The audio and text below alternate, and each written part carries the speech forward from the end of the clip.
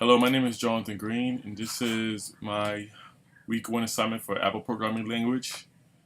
And for this assignment, we had to basically take the basic syntax and foundation of Apple's new language Swift and just practice it and apply it in a theme-based program. So what I did is to college football teams, and I use what we learned to program that theme.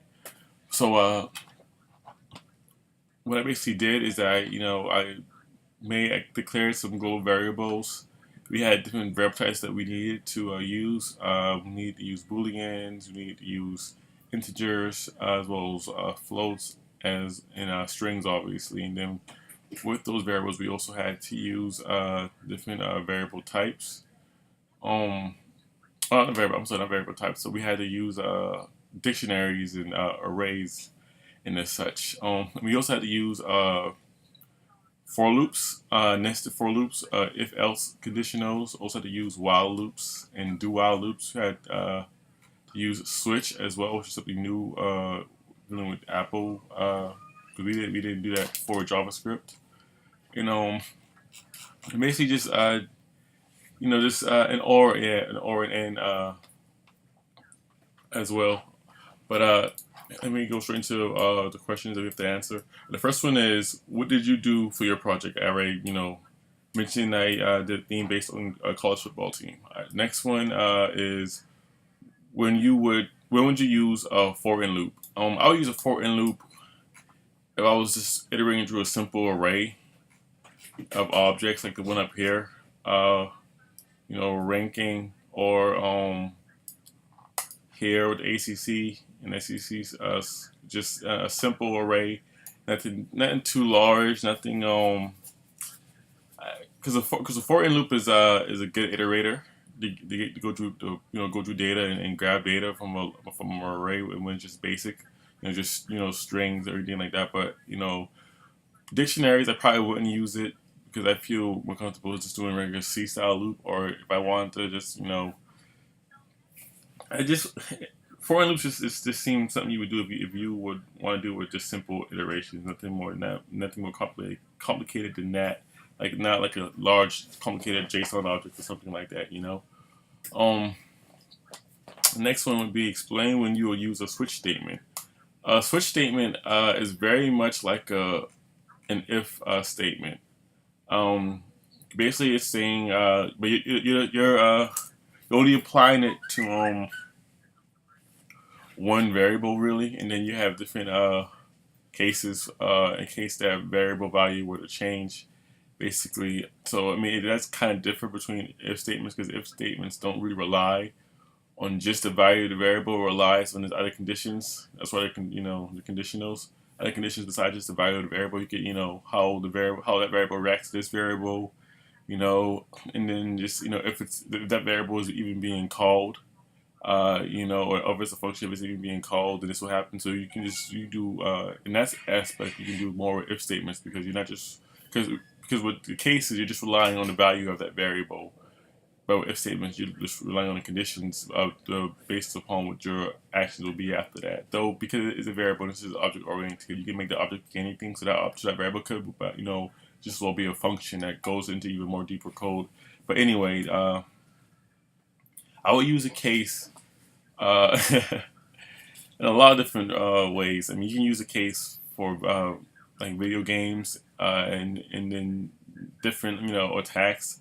If you're doing like a turn-based RPG, in case this melee move is used, you now have the option to use a block or use an invade. Or I mean, or if you were to do like a MMORPG or even a normal RPG, I guess it would still matter. And like every move, instead of being definite hit, like with like in Morrowind or a game like that or Oblivion, and every hit or swing would be actual like roll of a die, and computerized roll of a die. You would say in case that outcome was rolled a 6 or a 3, you hit, or if it hit a different, if it rolled a different number, you missed, or if it hit like a 10, you did a critical hit or something like that. Just different things for each cases. So it could be very, very useful, very fun used in those ways. Also, you can use a case for different I guess, user inputs of, like, say, like logging in.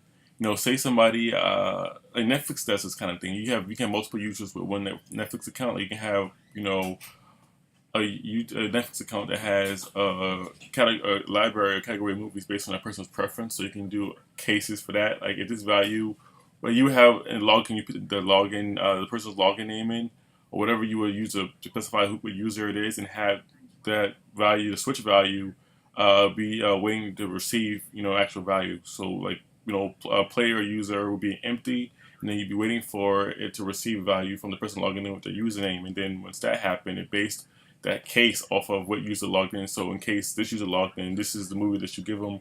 In case this user logs in, this is the movie that you give them, and then a whole bunch of stuff like that. Or even like APIs, even handling multiple APIs inside of applications. So then having just functions being laid out in one file. You could have cases ran to each one that will run to each one of those functions that would launch that API and the client onload and this parsing through and all the things you do for an API every time, like, a case will come up when you would need that API.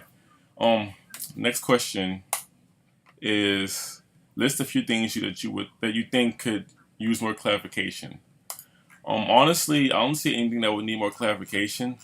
There was little confusion inside the actual requirements, because I saw that you want us to do 99 bottles of beer in the wall iteration, do a array just to show with a for loop, to show that we could do a for loop and iterate from 0 all the way to 99. But at the beginning of that assignment, it said pick your own theme, so it was kind of confusing. We had to implement a bear theme into whatever we were doing. But I mean, I don't think that's a confusion. I think you just want us to implement and show that we actually iterate through an array, which by this time we should. I mean, this is a new language and everything, but the syntax is still the same throughout object-oriented languages. Because I know JavaScript is more procedural with object-oriented aspects, but that's all stuff that we learned how to do: the parsing, iterating, the if statements, functions, methods, creating modules and such. We did that in Titanium with JavaScript. So, I mean, clarification at this level, I don't think anymore is needed. I think this is perfect. And you also gave out videos, Selenium.com courses, where they even had a well thought out, course in there about getting introduced into the syntax and the foundation for Swift. So I don't think any more clarification was needed at all.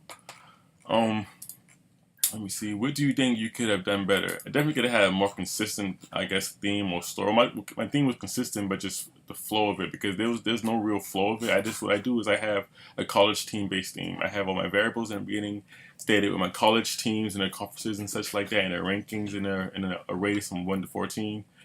And all I do basically is just there's no story happening. It's just just events happening. Like I have like right here, you can see my for loop right here. All I'm doing is saying I'm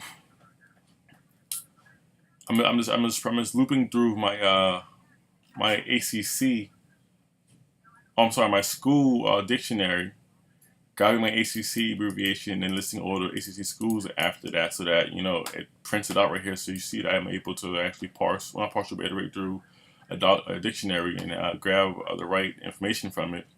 And then my next one, I just added well, the first one I added conditionals as well too, but here what I did. This is actually the same thing. Yeah, this is the same thing. So yeah, these two I just did if and else if and else statements just to satisfy that requirement, but there was no story to it. Next one with the C loop, what I did, the C style loop, is I did that 99 balls of bear on the wall that you want us to do to show we can iterate from 0 to 99.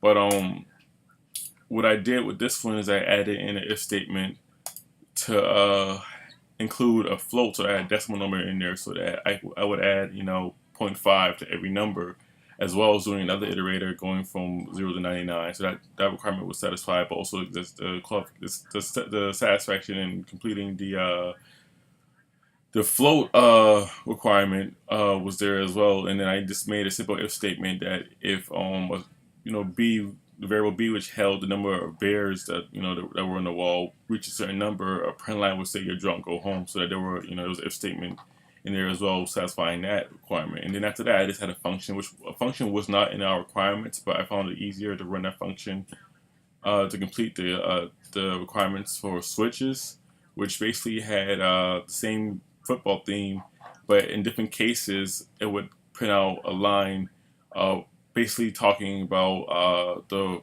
tournament, the 14 tournament that's happening now in football, in college football. So, like in this case right here, it will say that the final four teams are this team, that team, and that team. In this case, it will say the final three teams are this team, that team, and that team. Then they'll say the final two teams are this team and that team, and the last one will say our champion is this team. And down here, I did my while loop and I satisfied that requirement, as well as my do while loop, um, by running a ranking. Yeah, that's both. By running a ranking iterator to rank the teams from 1 to 14. There we go. So you can see Boston College is ranked 1. This isn't truly what happened in real life, but this is just how they did it here. But Boston College is ranked number 1, which probably would never happen. Clemson number 2, which is likely.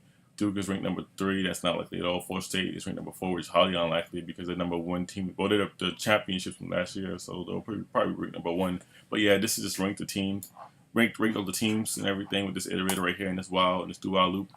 But yeah, that's it for my assignment for week 1. I'm gonna be working on week 2's assignment now. We're about to leave the hospital in about an hour, so I'll be finishing the rest of week 2's assignment after I get back home. But I'll see you guys next hangout, and see you guys then. Bye.